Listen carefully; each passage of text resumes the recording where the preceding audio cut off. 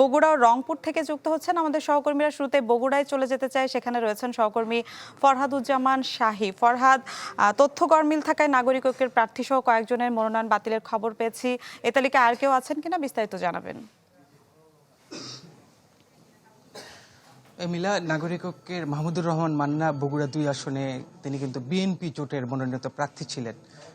প্রথম থেকেই কথা ছিল যে মাহমুদুর রহমান মান্নার ঋণ খেলাফি বা বিভিন্ন তথ্যে বিভিন্ন বিষয়ে তার বিষয়ে বিভিন্ন প্রচারণা থাকার জন্য সেই আসনে কিন্তু বিএনপি আরেকজন প্রার্থীও কিন্তু সেখানে দিয়েছেন। বিএনপি নিজের যদিও জোটের প্রার্থী মাহমুদুর রহমান মান্নাকে আসন ছেড়েছেন, তারপরেও কিন্তু বিএনপি আরেকজন প্রার্থীকে সেখানে দিয়েছেন।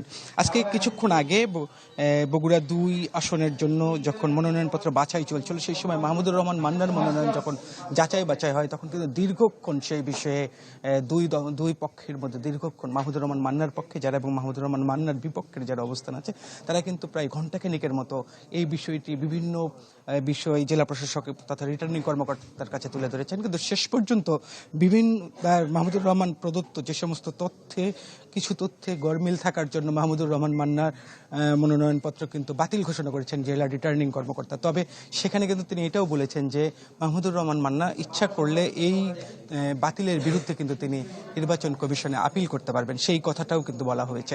এছাড়াও কিন্তু বগুড়ার 1 আসনে বিএনপির 2 জনকে মনোনয়ন দিয়েছিল, সেখানেও একজন প্রার্থীর মনোনয়ন বাতিল হওয়ার আশঙ্কা করা হচ্ছিল, কিন্তু সেই জায়গায় কিন্তু বিএনপির 2টি প্রার্থীরই মনোনয়ন বাতিল করা, 2টি প্রার্থীরই মনোনয়ন বৈধ ঘোষণা করেছেন জেলা রিটার্নিং কর্মকর্তা। একই সাথে বগুড়া 2 আসনে গত সংসদ সদস্য শরীফুল ইসলাম জিন্না, তার মনোনয়নপত্রও কিন্তু বাতিল করা হয়েছে। এখন জেলা রিটার্নিং কর্মকর্তা তিনি বগুড়া 3 আসনের যে সমস্ত প্রার্থী আছেন তাদের মনোনয়ন যাচাই বাছাই করছেন এবং যাদের মনোনয়ন সঠিক আছে তাদেরকে বৈধ ঘোষণা করছেন, যাদের সঠিক নেই তাদেরকে কিন্তু বাতিল ঘোষণা করছেন। মিলা। ফরহাদ, ধন্যবাদ আপনাকে। আমরা একটু রংপুরে চলে যেতে চাই, সেখানে রয়েছেন সহকর্মী ফখরুল শাহিন। ফখরুল, সেখানেও আমরা কয়েকজনের মনোনয়ন বাতিলের খবর পেয়েছি, একটু জানাবেন বিস্তারিত।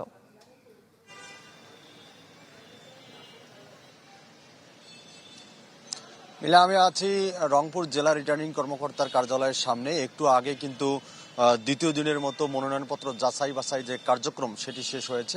গতকাল থেকে কিন্তু শুরু হয়েছে এই মনোনয়নপত্র যাচাই বাছাই কার্যক্রম। আমরা গতকালে দেখেছি 1 এবং 2 আসনে মনোনয়নপত্র যাচাই বাছাই হয়েছে। আজকে 3 এবং 4 আসনের মনোনয়নপত্র যাচাই বাছাই শেষ হয়েছে। আগামীকাল 5 এবং 6 এই 2 আসনের মনোনয়নপত্র যাচাই বাছাই হবে।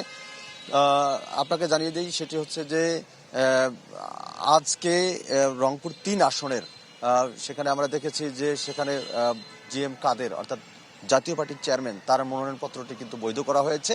এবং রংপুর 4 আসনে আমরা দেখেছি যে হেভিওয়েট প্রার্থী আখতার হোসেন, এনসিপির যে পক্ষ থেকে যিনি ভোট করছেন, তার মনোনয়নপত্রটি বৈধ করা হয়েছে।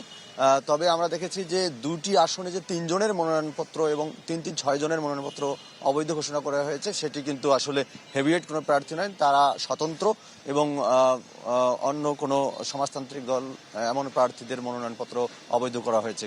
তবে গতকাল আমরা দেখেছি রংপুরে 1 আসনে জাতীয় পার্টির একজন প্রার্থীর মনোনয়নপত্র অবৈধ ঘোষণা করা হয়েছে, সেটি মঞ্জুম আলী সরকার, রংপুর 1 আসন থেকে। এবং তার যে অসঙ্গতি সেটি হচ্ছে যে তিনি দ্বৈত নাগরিক। তাকে বলা হয়েছে যে যদি একটি নাগরিকত্ব অর্থাৎ বিদেশি নাগরিকত্ব উনি সারেন্ডার করেন, তাহলে তার মনোনয়নপত্রটা হয়তো ফিরে পাবেন। এবং এখানে জামাতের যে হেভিওয়েট প্রার্থী ATM আজহারুল ইসলাম, রংপুর 2 থেকে তিনি কিন্তু মনোনয়ন পেয়েছেন। তো এই মনোনয়নপত্র যাচাই কার্যক্রম কিন্তু শান্তিপূর্ণভাবে হচ্ছে এবং আশা করছেন প্রার্থীরা আগামীকালও শান্তিপূর্ণভাবে এই কার্যক্রম চলবে। তো এই ছিল এখানকার সর্বশেষ। মিলা। ফখরুল, ধন্যবাদ আপনাকে। আমরা এই বিষয়ে আরো জানবো। ময়মনসিংহ থেকে যুক্ত হয়েছেন আমাদের সহকর্মী সুলতান মাহমুদ কনিক। কনিক, আপনার কাছে কি তথ্য আছে এই বিষয়ে জানাবেন।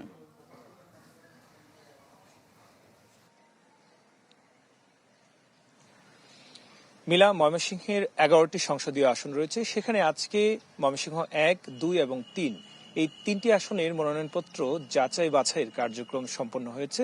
সেখানে 25 জন প্রার্থী তারা মনোনয়নপত্র দাখিল করেছিলেন। সেই জায়গায় 5 জনের মনোনয়নপত্র বাতিল করা হয়েছে, বাকি 20 জনকে বৈধ ঘোষণা করা হয়েছে। সেখানে বিএনপি থেকে যারা নির্বাচন করছেন, জামাত থেকে যারা নির্বাচন করছেন, তারা প্রত্যেকেই কিন্তু বৈধ তালিকায় আছেন।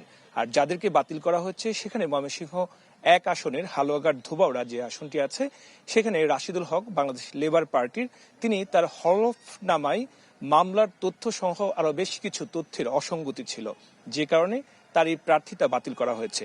তবে যারা দায়িত্বপ্রাপ্ত কর্মকর্তারা আছেন, প্রত্যেক প্রার্থীকে যাদেরকে বাতিল করেছেন তাদেরকে বলেছেন যে তাদের এই আদেশের বিপক্ষে যদি তাদের কোনো কথা থাকে সেক্ষেত্রে তারা আবারও আপিল করতে পারবেন এবং সেই আপিলের শুনানি হবে এবং নিষ্পত্তির মাধ্যমে যদি সেই তথ্য তারা দিতে পারেন সেক্ষেত্রে তাদের ফেরত পাওয়ার সম্ভাবনা আছে।